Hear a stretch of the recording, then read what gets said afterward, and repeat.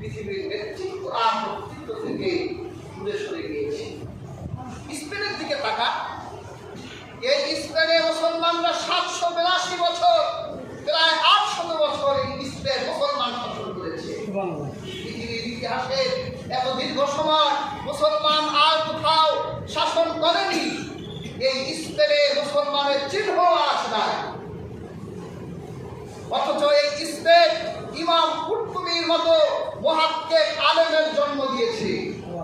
এই স্পেন ইমাম আন্দলুসির মতো যুগ শ্রেষ্ঠ আলেমকে উপহার দিয়েছিল। এই স্পেন আবুল কাসিম জাহরানি, যার নাম বললাম, তার লিখিত একটা কিতাব আছে। তার এই কিতাবে 30টি খণ্ডে, তিনি একজন শৈল চিকিৎসক ছিলেন।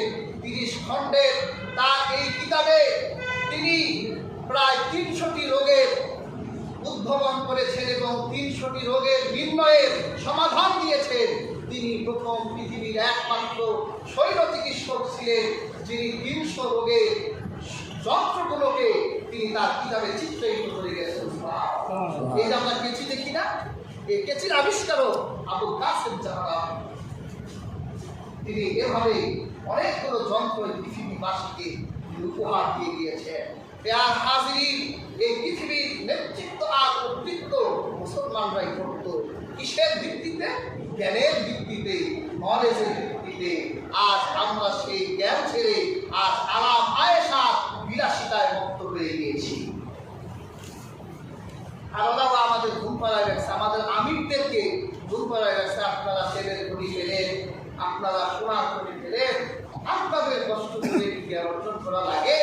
আপনারা আমি তোমরা মানুষ, আপনারা তেল বেচেন আর খান, সোনা বেচেন, খনিজ বেচেন আর খান। আপনারা সোনার মানুষকে ঘুম আসেন, আমরা আপনাদের সেবা করব। আমাদের আমিরগুলো আজ সেই সেবায় করে আছে, ঘুমিয়ে আছে। তার ভাই তাকে ডাকছে যে আমাদের সাহায্যের কথা, আমাদের শরীরগুলো পৃথিবীর মুখ থেকে মুছে যাচ্ছে, আমাদের শরীরের কথা, শরীরে উপহার আমাদের মনগুলো চিৎকার করে আমাদেরকে ডাকতে থাকে। যাই পৃথিবী থেকে আমার একজন ভাই নেই যে আমার ইজ্জত সম্ভ্রমে সুরক্ষা দিবে। আমরা আমাদের সেই বন্ধের জন্য একটা ভাই তাদের কাছে পাঠাতে পারি না। এর একমাত্র কারণ হলো আমরা আরাম আয়েশার বিলাসিতা নিজেদেরকে বন্ধ রেখেছি।